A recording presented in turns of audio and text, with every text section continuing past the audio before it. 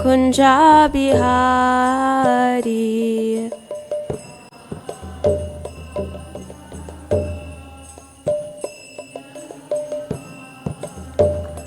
Jaya Radha Madhava Kunja Bihari.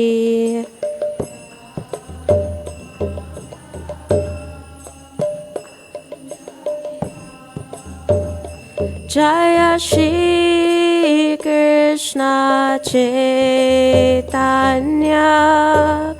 Prabhu Nityananda Shri Advaita Gadadhar Shivasadi Gaura Bhaktavinda.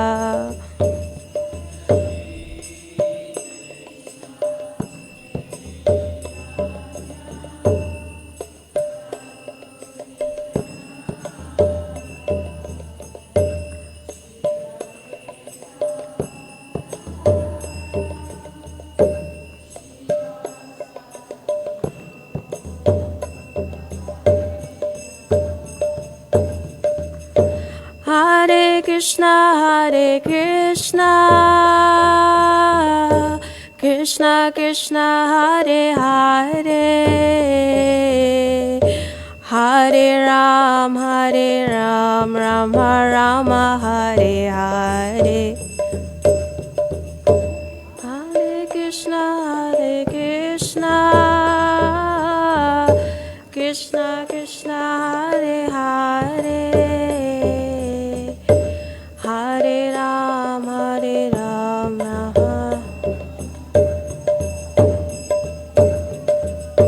Hare Krishna, Krishna Krishna, Hare Hare, Hare Ram, Rama Rama, Hare Hare. Hare Krishna, Krishna Krishna, Hare Hare, Hare Ram.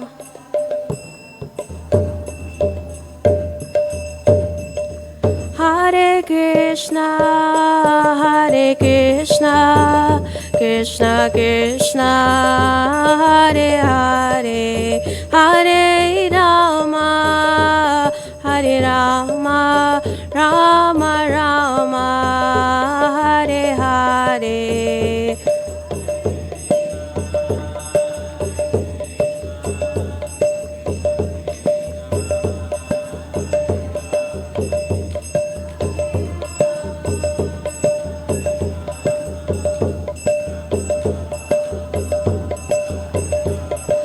Hare Krishna, Krishna Krishna, Hare Hare, Hare Rama, Rama Rama, Hare Hare.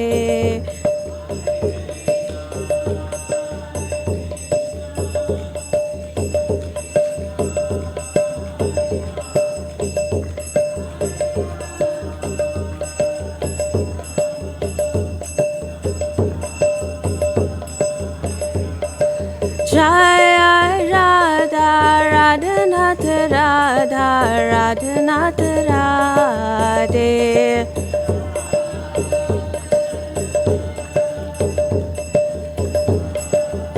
Jaya Prabhupada Prabhupada, Jaya Prabhupada.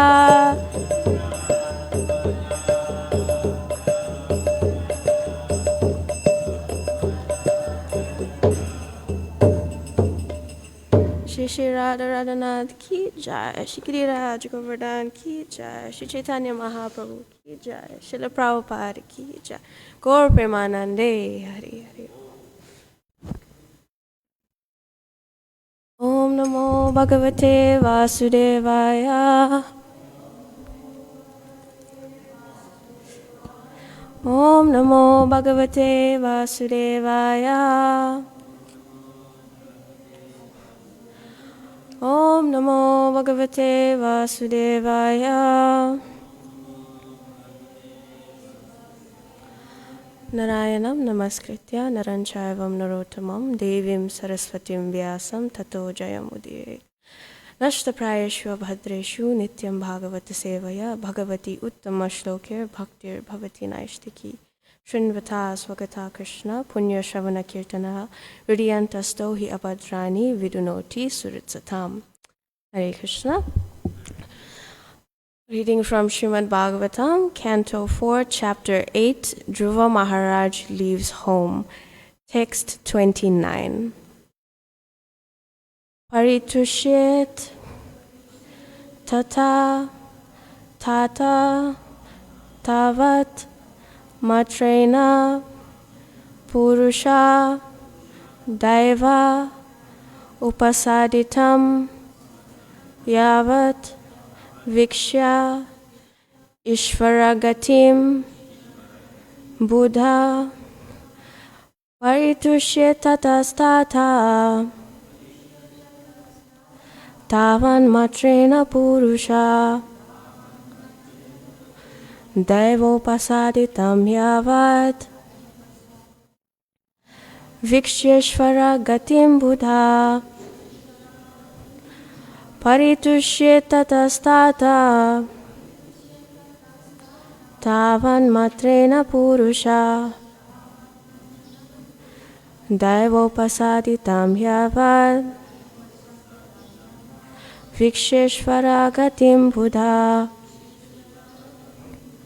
Paritushyettatastata tavan matrena purusha Daivopasaditam yavat viksheshvaragatim buddha.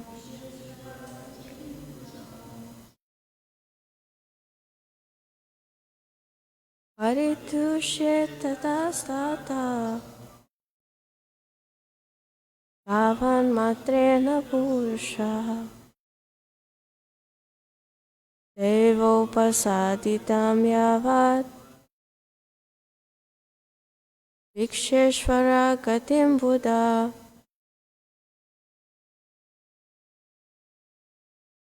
Paritushyettatastata tavan matrena purusha Daivopasaditam yavat Viksheshvaragatim buddha.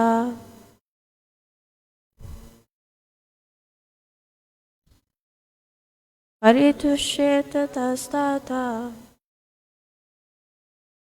tavan matrena purusha Daivopasaditam yavat Viksheshvaragatim buddha. Paritushyettatastata tavan matrena purusha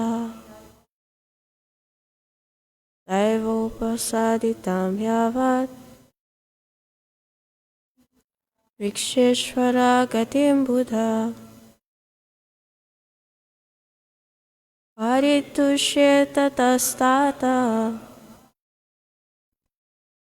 tavan matrena purusha Daivopasaditam yavat Viksheshvaragatim buddha. Paritusyet, one should be satisfied. Tata, therefore. Tata, my dear boy. Tavat, up to such. Matrena, quality. Purushaha, a person. Daiva, destiny. Upasaditam, offered by. Yavat, as. Vikshya, seeing. Ishvaragatim, The process of the Supreme. Buddha, one who is intelligent. Translation. The process of the Supreme Personality of Godhead is very wonderful. One who is intelligent should accept that process and be satisfied with whatever comes, favorable or unfavorable, by his supreme will. Please repeat. The process of the Supreme Personality of Godhead is very wonderful. One who is intelligent should accept that process and be satisfied with whatever comes, favorable or unfavorable, by his supreme will. Purport. The great sage Narada instructed Dhruva Maharaj that one should be satisfied in all circumstances. Everyone who is intelligent should know that because of our concept of bodily existence, we are subjected to suffering and enjoyment. One who is in the transcendental position beyond the concept of bodily life is considered to be intelligent. One who is a devotee especially accepts all reverses as gifts of the Supreme Lord. When a devotee is put into distress, he accepts this as God's mercy and offers him repeated obeisances with his body, mind, and intellect. An intelligent person, therefore, should always be satisfied depending on the mercy of the Lord. Om Jnanatimirandasya Jnananjana Shalakaya Chakshur Unmilitam Mena Tasmai Shri Guruve Namaha Shri Chaitanya Manobishtam Stapitam Mena Bhutale Swayam Rupa Kadamayam Dadati Swaparantikam Vandeham Shri Guru Shri Yuta Parakamalam Shri Gurun Vaishnavamscha Shri Rupam Sagrajatam Sahagana Raghunathan Vitam Tam Sajivam Sadvaitam Sarvadutam Parijana Sahitam Krishna Chaitanya Devam Shri Radha Krishna Padan Sahagana Lalita Shri Vishakhan Vitamscha Hey Krishna Karuna Sindhu Dina Bandhu Jagatpate Gopisha Gopika Kanta Radha Kanta Namostute Tapta Kanchana Gaurangi Radhe Vrindavaneshwari Rishabhanu Sute Devi Pranamami Hari Priye Vanchakalpatarubhyascha Kripa Sindhubhya Evacha Patitanam Pavanebhyo Vaishnavebhyo Namo Namaha Jai Shri Krishna Chaitanya Prabhu Nityananda Shri Advaita Gadadhar Shivasari Gaura Bhakta Vrinda Hare Krishna Krishna Krishna Hare Hare Hare Ram Ram Rama Hare Hare Paritushyet tatastata tavan matrena purushaha daivo pasaditam yavad viksheshvara gatim buddha. The process of the Supreme Personality of Godhead is very wonderful. One who is intelligent should accept that process and be satisfied with whatever comes, favorable or unfavorable, by his supreme will. Hare Krishna.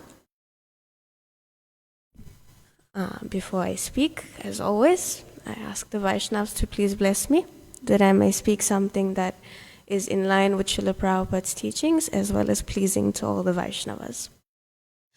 So, Dhruva Maharaj has left for home, and he's walking into the forest, and he bumps into Narada Muni. And Narada Muni is, of course, we know his spiritual master, but Narada Muni is sussing him out, seeing how serious he is about, are you really going to do this? Do you really want to meet the Supreme Personality of Godhead? So Narada Muni is testing him. As we know, when we decide to take shelter of a guru, the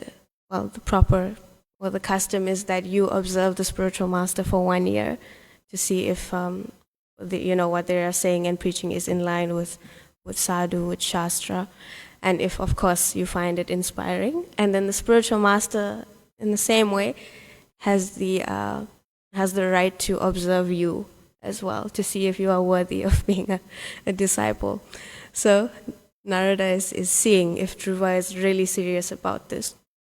So he gives Dhruva, his first lesson, that you have to tolerate what has happened to you. The insult of your father and your stepmother, you must tolerate it. And this sounds very familiar to us, or if we've read, if we're familiar with Bhagavad Gita. Matra sparshastu kontaya sitosna sukha dukkada agama payano nityas tam stichikshas for Bharata, that we have to tolerate the dualities of the world without being disturbed. This is what makes one sober or dhira. So happiness, sadness, joy, suffering, we should be equipoised in both and not be disturbed by what comes, because happiness comes today, but sadness comes tomorrow, and then happiness comes the day after, and it's just like this whole roller coaster of a ride, And why is it like that? Because the material world is the perfect arrangement for misery, nothing else. It's just the perfect arrangement for misery. Happy, sad, happy, sad, happy, sad. There's no consistency in anything but suffering or misery in the material world. Prabhupada said in a lecture, I can't remember if it was Germany or Bombay, one of the two. Prabhupada says that this is the material world, that as soon as you get some profit here, there's a loss on another side. That as soon as you decide that you want to construct a big skyscraper, on one side you decide to construct, on the other side you have to dig the earth. So otherwise, what will you get? Prabhupada says that you cannot create from, just your imagination a big skyscraper. You cannot create the stones and the bricks from your imagination to build it. You have to dig it from somewhere and pile it somewhere else in order to start building. And Prabhupada says, he laughs and he says, this is the advancement of civilization. You have to dig and pile, dig and pile, dig and pile.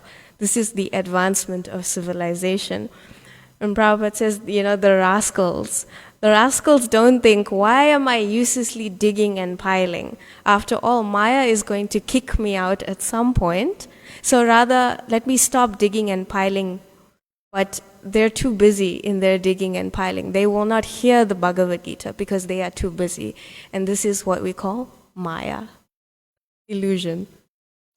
But for the practicing or aspiring devotee, for the sadhaka, we see in our lives that when our attention is elsewhere, other than Krishna, Krishna will disrupt your attention on purpose so that it realigns back to him. In some way, he'll do something to disrupt your life so that he becomes the center. And if you don't get the lesson the first time, don't worry, he'll continuously do it until you catch that Krishna is telling me that he needs to be the center of my life. So we carry on in this material world serving, and despite whatever comes, the devotee serves Krishna with enthusiasm, because this is like the primary quality for executing devotional service. We know, utsaha nishchaya dharya, that this enthusiasm is what carries us through in devotional life, along with mercy, of course. But that is the test of the material world. That is the test of Maya, that will you give up your Krishna consciousness because of the difficulties you face? Krishna will test.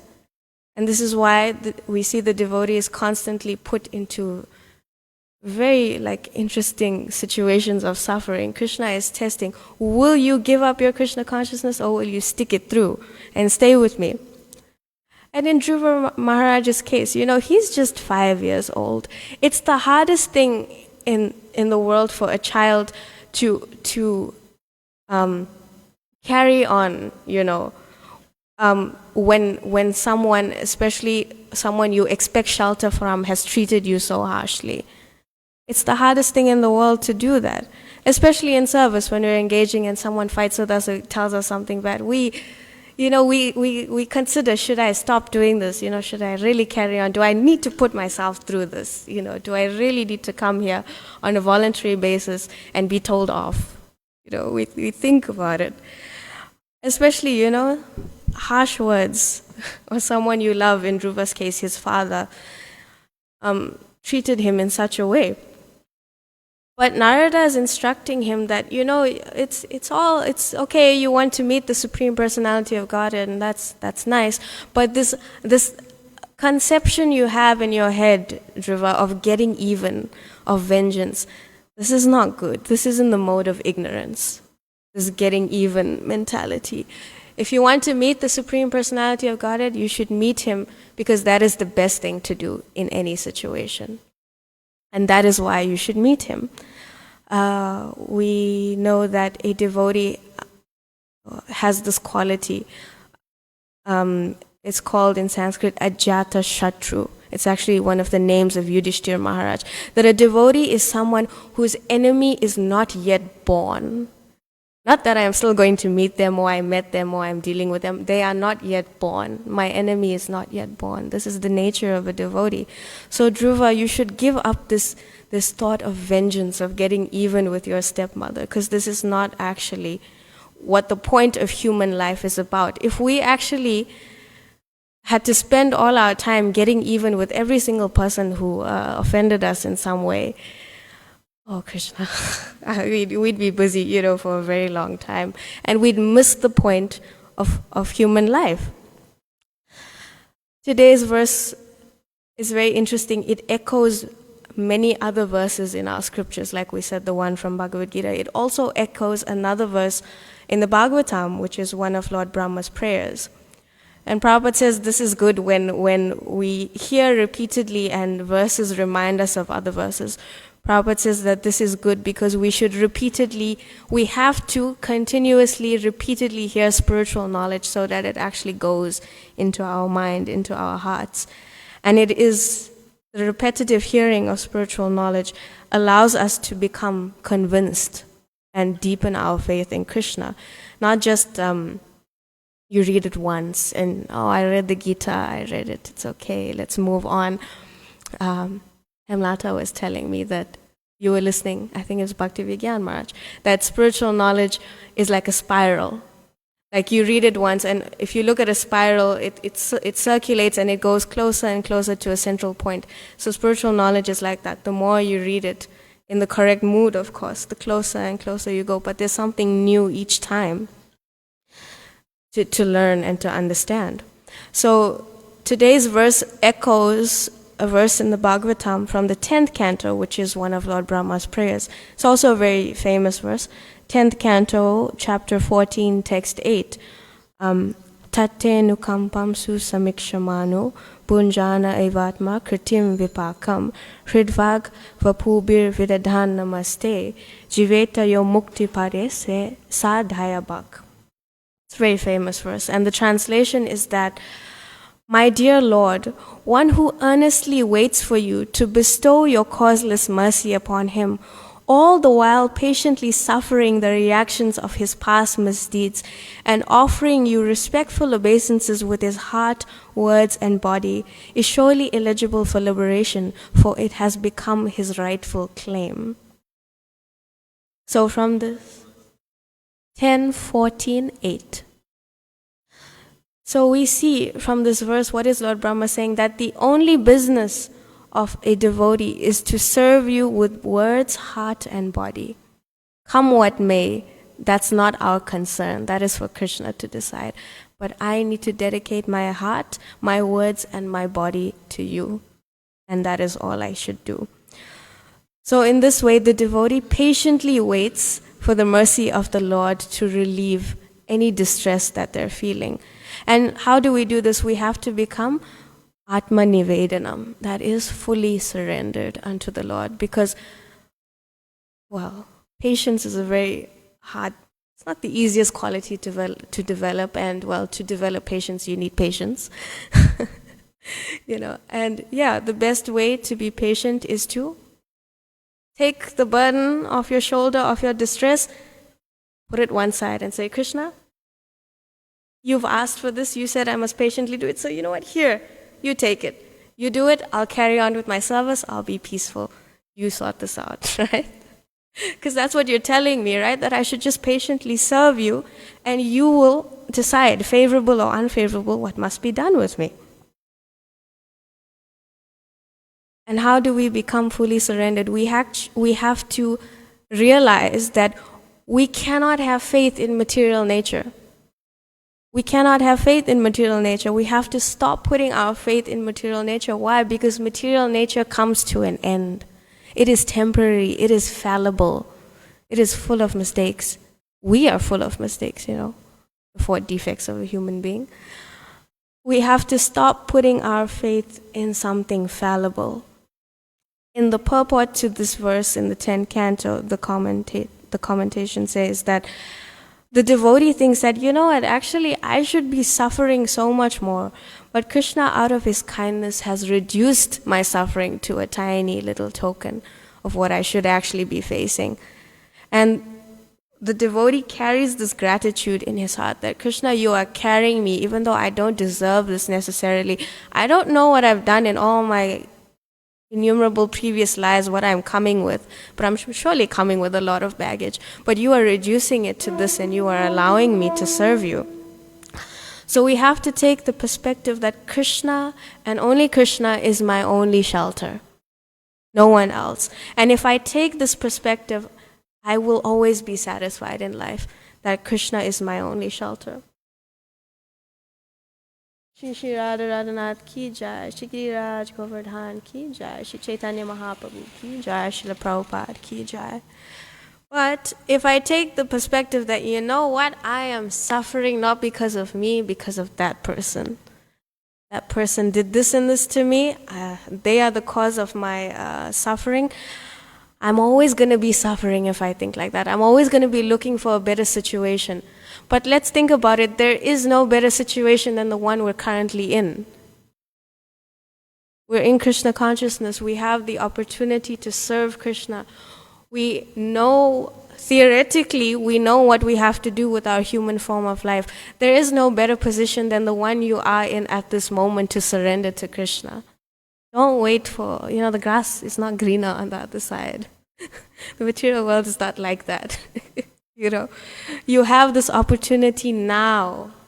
Atato Brahma Jignasa. Now is the time to inquire about the absolute truth. And although, yes, the devotee has to cultivate this mood of humility in their service towards Krishna, humility is not self-depreciation. On the other hand, sometimes we think humility means that we have to constantly put ourselves down all the time. That is not what humility is in any way. There's a very big difference. I think Chaitanya Charan Prabhu says that humility means that you don't let your ego interfere with your purpose. So again, we're in the human form of life. What is the purpose? That we have to serve Krishna. Come what may, we have to try and serve Krishna. Don't let your ego come in, maybe, can I really do this? I don't think this is for me. I'm so fallen, this and that. No. That is the beauty of the process of devotional service. Wherever you are, in whatever state of consciousness, you can render service to Krishna from that platform in whatever way, and Krishna will notice and it will count for something. And in fact, Krishna will notice that one thing, and that one thing, you just... you were walking by and there was a devotee who was picking flowers in the garden and they couldn't reach, the top, the high one, and you got it for them and gave it to them. Krishna will remember that, like, you helped my devotee. You gave me that flower, so that's going to carry you in some way, We need to understand that whatever is needed to serve Krishna can be done and should be done. That is the purpose of human life, to serve the Lord, to develop bhakti. And today's verse is also very similar to the prayers of Queen Kunti in the first canto. Queen Kunti is such, if we read, the Mahabharata, her whole life story, and then obviously in the first canto, her prayers are there. And of course, and then there's the book, the prayers of Queen Kunti, that we see that Queen Kunti is such a highly elevated soul. Her consciousness is so highly elevated that Krishna is her life and soul. There's no doubt about it. Krishna and only Krishna is her life and soul. And she's the perfect example, of course, of this verse, that those who are intelligent should accept the process of the Lord and be satisfied with whatever comes, favorable or unfavorable. She is the classic example of this situation. Her whole life, so many challenges, so many miseries, but in every situation, she turned to Krishna. And although it seemed like, things kept getting worse, in her life, they just got worse and worse and worse. But at the end, Krishna rewarded her and her sons in such an amazing way. because she understood that without Krishna, my life is meaningless. Without Krishna, my life is meaningless. And this is the platform of genuine humility, that we understand. Without Krishna, my life is meaningless, so I need to make some endeavor and do something. Even if I may not have the entire skill set needed. Even if I'm not perfect in what I can do, but the thing is I can try to do something. Even if all I can do is just say, Krishna, help me. Krishna, I'm in this situation, I don't know what to do. Can you please help me? That's what we need to do. A platform of genuine humility is that platform which inspires me to serve. Not that puts me down and just makes me think, oh, I'm so fallen, I can't do anything, so I shouldn't even try. Then we're not practicing humility properly. Humility means that I understand that, yeah, I'm 1/10,000 times the tip of a hair, I'm a little insignificant, but I have the capacity because I am part and parcel of Krishna. I'm very minute, but I have it in some degree, so I can try. So in every calamity, in every situation I face, let me turn to Krishna. This is what Kunti Devi is saying. And in the purports, I think it's the 8th chapter of the first canto is the prayers of Queen Kunti. In those purports, or in those verses, she is saying that Krishna, you can only be approached by someone who is materially exhausted.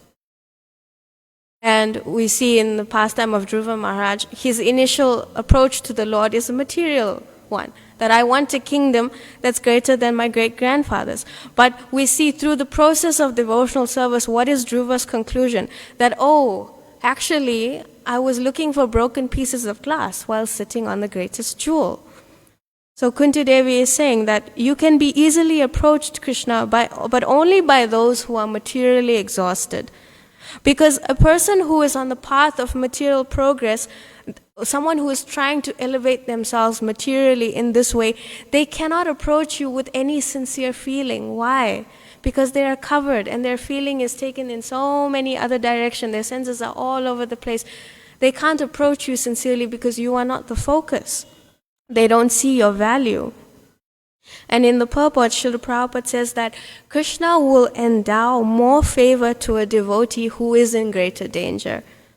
And sometimes on purpose, he will put his devotees into danger because in that situation is when their attachment to the Lord will shine through.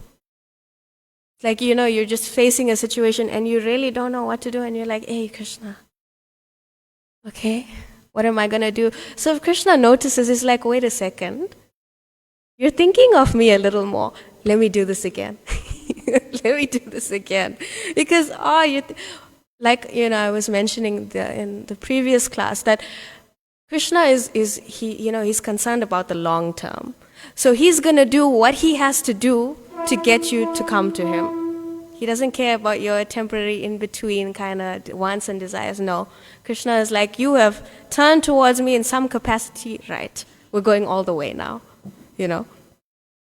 Because the more attachment there is for the Lord, the more success a devotee will have. The more surrendered, the more successful, right?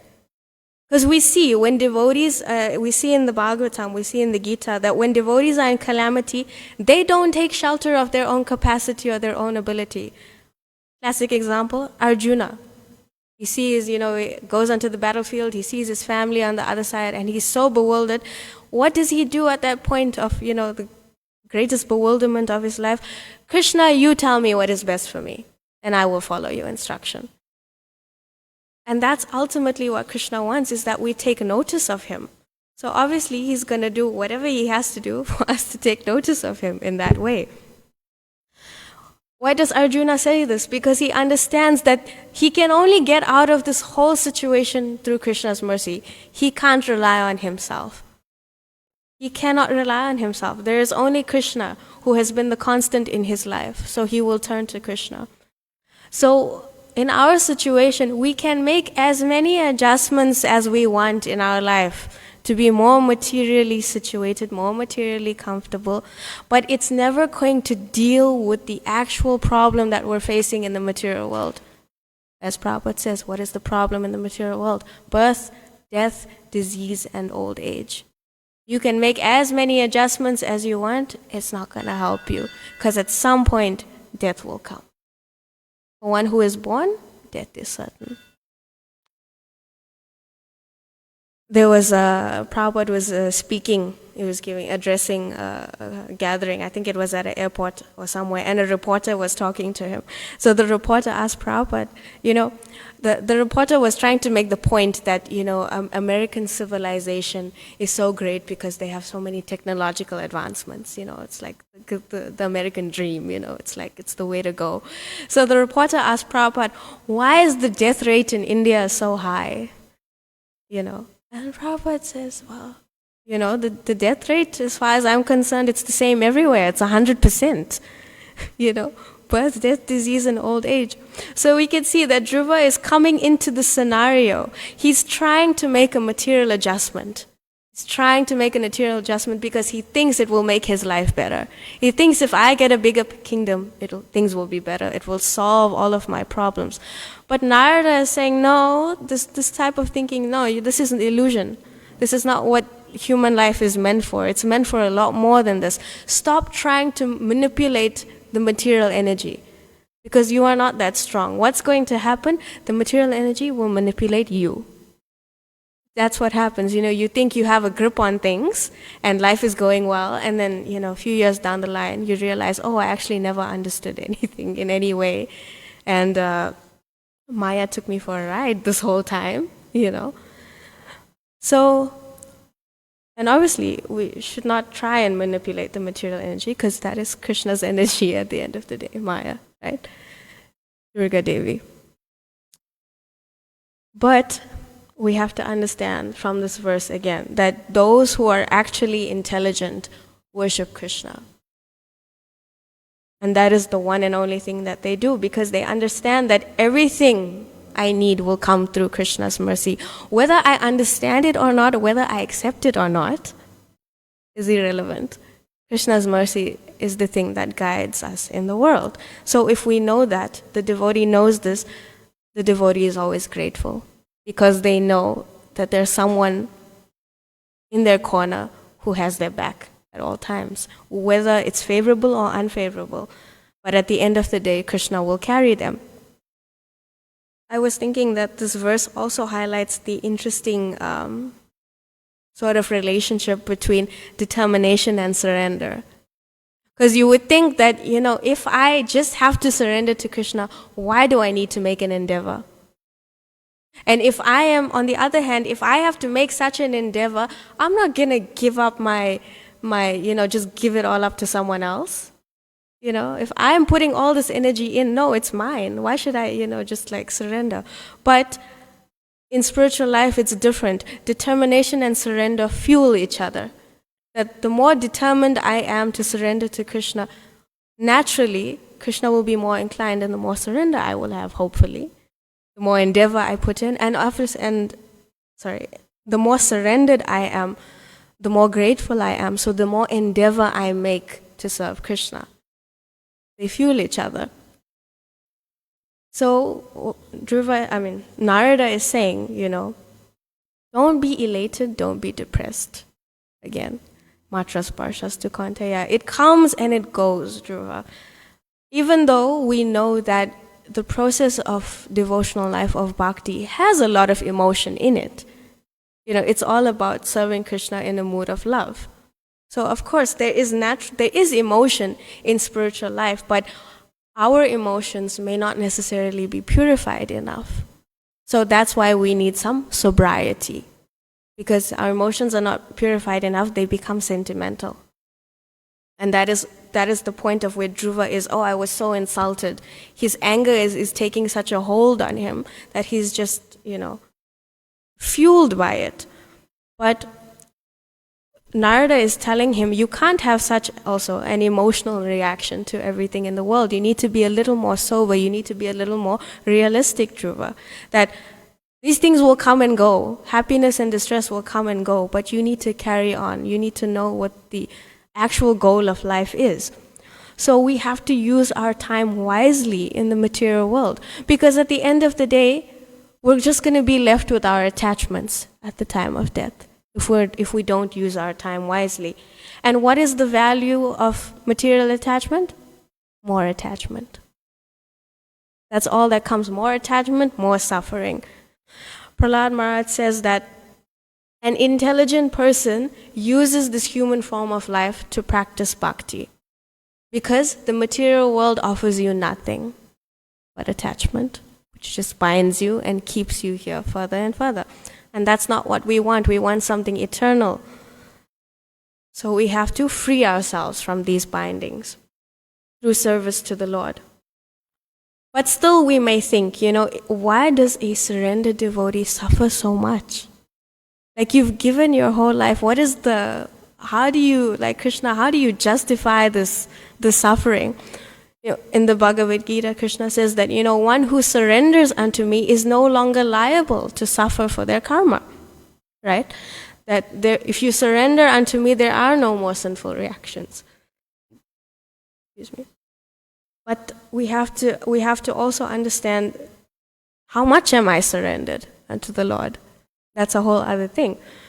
But the sincere devotee takes a lot of care to always keep themselves fine-tuned to Krishna consciousness in the best way that they can be. I think it's the Navy, the American Navy. I think it's one of the defense departments in America. But the slogan is, "Many are called, but few are chosen." Right.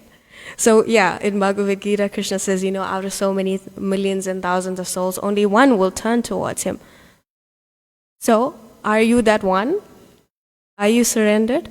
And even, it's okay if you think you're not that one, if you can't surrender, if you think it's not completely for you, still, Krishna will give you the ability because you're curious about him, right? You've turned towards him in some capacity. It may not be in this lifetime that you'll fully surrender, but you have started your journey in some way. And as devotees, it is our responsibility to cultivate that flame of bhakti in whoever we see. There's just a spark of curiosity. It is our responsibility to help this person in whatever way that we can. So we have to try and take Narada's lesson to heart, that we are not of this world. We are not from the material world. We are so much more than that as the living entity, part and parcel of Krishna, Satchit Ananda, eternal, full of knowledge and full of bliss. We cannot be controlled by our unpurified emotions. And this is why we take to spiritual life, to purify ourselves. And ultimately, we need to understand that the process of bhakti means that whatever my situation is, I shouldn't let an earthly circumstances hold me back spiritually, right? In whatever state of being you come to Krishna in, whatever your karma is, whatever your material conditioning is, it doesn't matter. Just pick up your bead bag and chant. And that's all that matters. Just try and render some service to Krishna. He makes it so easy, right? Patram pushpam palam toyam. Just offer me a leaf, a flower, a fruit, or water. Anyone can do that in whatever state of conditioning or material consciousness you have. It's the endeavor that counts. It's the thought that counts, right? In relationships. So if someone you love gives you something really small, but it's the thought that counts. So similarly with Krishna, it's the thought that counts. Because he can see the sincerity in your heart.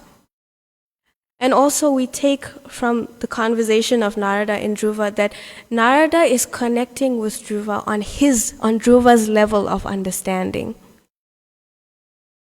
This is the ability of a devotee. That you can know the best of everything, but if you cannot share it in a way that is digestible for the person you're talking to, that's not going to be very helpful. So the devotee relates to the person on their level. If you see that all a person can do, or all I can do at this stage, is offer you some water every day, I will encourage you or myself in that.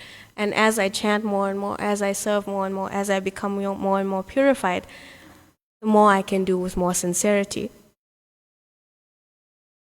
Prabhupada says that, coming back to the point of being sober and using our human form of life properly, Prabhupada says, I think it was a lecture on the nectar of devotion, that he says, Prabhupada is saying you have to be cautious with your human form of life. You have to be cautious not to become a cat or a dog, but to remain as a human being.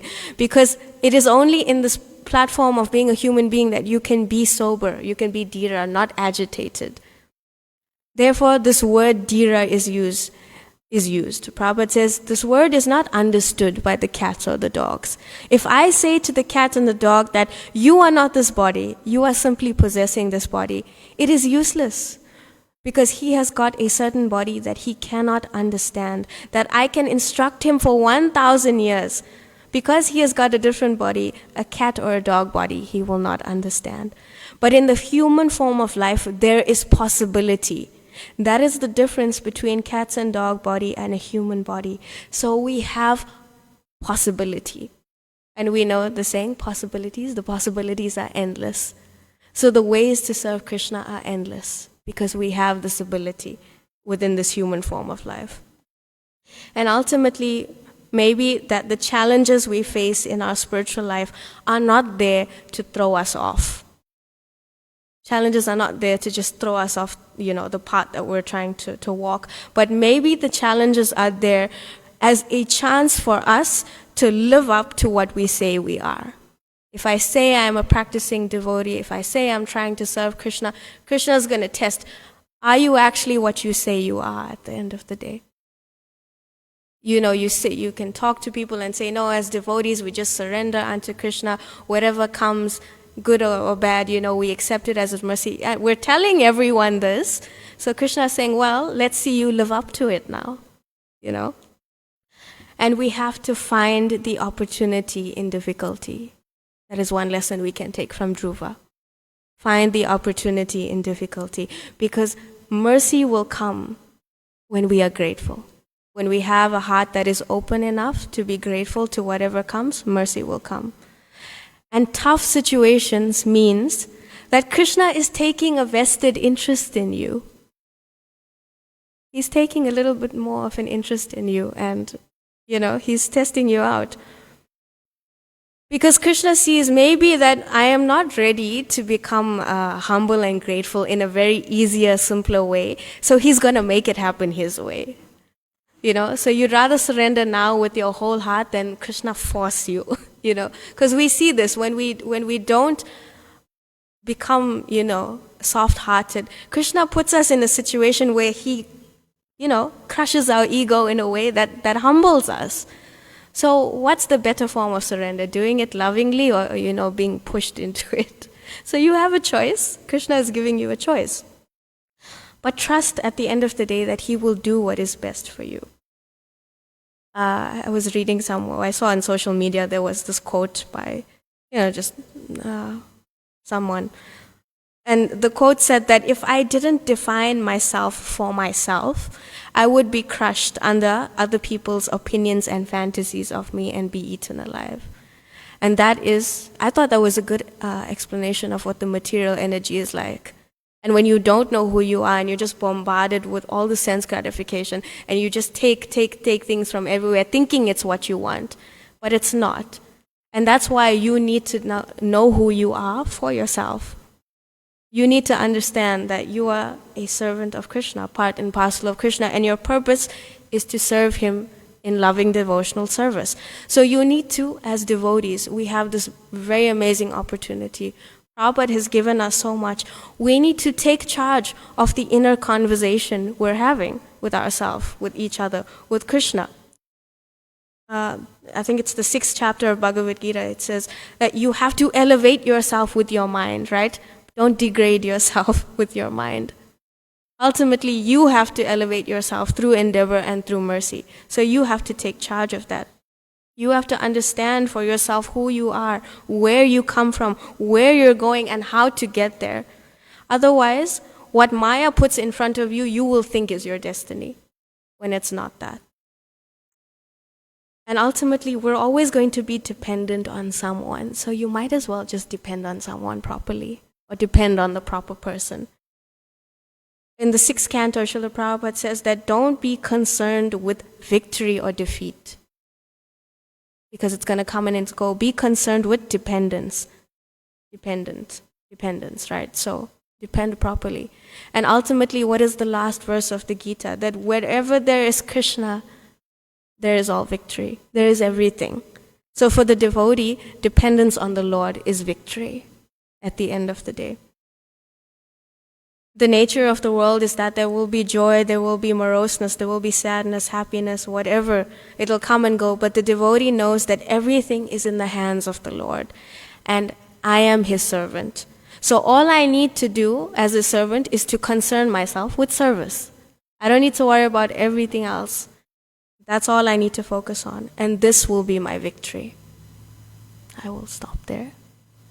There's 5 minutes left. Any corrections, comments, Hemlata and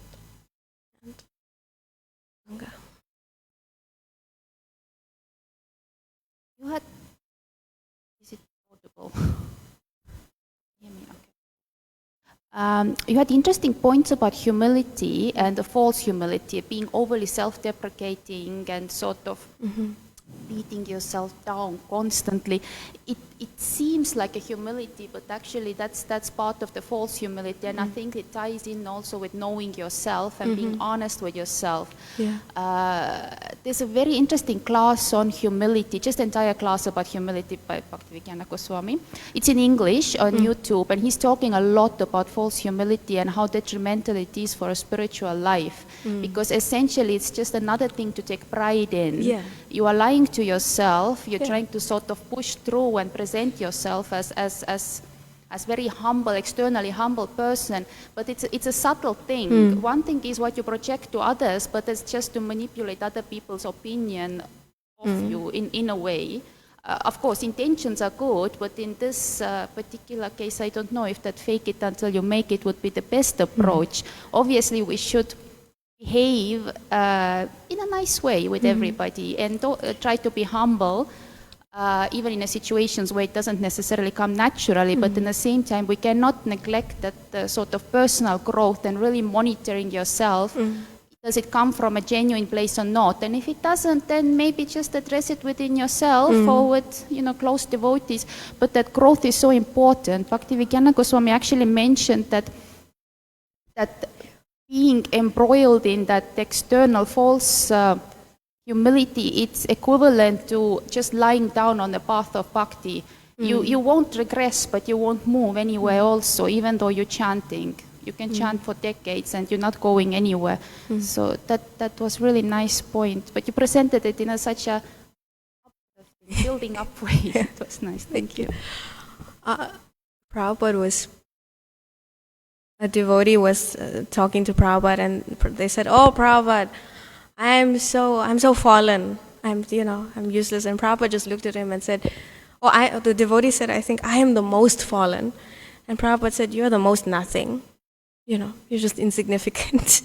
But I was thinking when you were talking that, okay, yeah, humility, I'm not all that I think I am. But also, an interesting way is that, okay, I may not be all that, but what's stopping me from trying? Okay, I may not know how to cook properly, but what's stopping me from cleaning the vegetables? I may not know the whole Bhagavad Gita by heart, but what's stopping me from sharing with someone the things I find inspiring? So, yeah, we're insignificant, but nothing is stopping us from trying in some way. Yeah. Thanks, Gaura Bhumi, for the nice class. And when you were speaking on the point, it's the thought that counts, I was thinking about how sometimes it's just the thought itself that takes us back to the spiritual world, depending on our circumstance. Like the pastime of the Brahmana who had nothing, but in his mind he was making offerings every day to Krishna. And just because of that thought, because it was so sincere, Lord Narayan fetched him and brought him back to Vaikuntha. Thought it was sweet. Yeah, he got burnt, right? The sweet dress, yeah. Also, I think I stand to be corrected, but I think when you do deity worship, like one of the higher forms of deity worship is called Manasa Puja. It means in your mind you are offering this elaborate thing. So yeah, it's the thought that counts, because you can sit in front of Krishna and think up, you can have nothing, but you can think up this whole elaborate, Krishna, I am offering you 108 preparations. You can cook each one in your mind. You can Oh, I think Yamuna Devi used to do that, Prabhupada's disciple. That on particular festivals, like Prabhupada's appearance or disappearance day, if she didn't have the capacity to actually cook, she would meditate like from the morning after her rounds and her puja on an entire like feast, and she would know like this was prepared in this year in this house, and Prabhupada enjoyed it very much. So much thought. So our thoughts really carry us in spiritual life.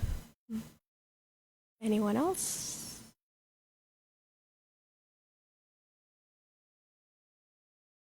Thank you for the nice class. Thank you. I was just looking at, basically in this verse, three things that stood out for me was that there's a process, and to follow that process, there's intelligence that's required. And then if we follow that process with intelligence, then we'll be satisfied. And that's what a devotee should be. And then I'm looking at the process and I'm thinking to myself, did Krishna give the process? Yes, he did. Because in Bhagavad Gita, chapter 7, verse 19, he says, Bahunam janmanam ante yanavam man prapadyate vasudeva sarva miti sa mahatma sudurlapa. There he's saying that after many births and deaths, one develops the understanding.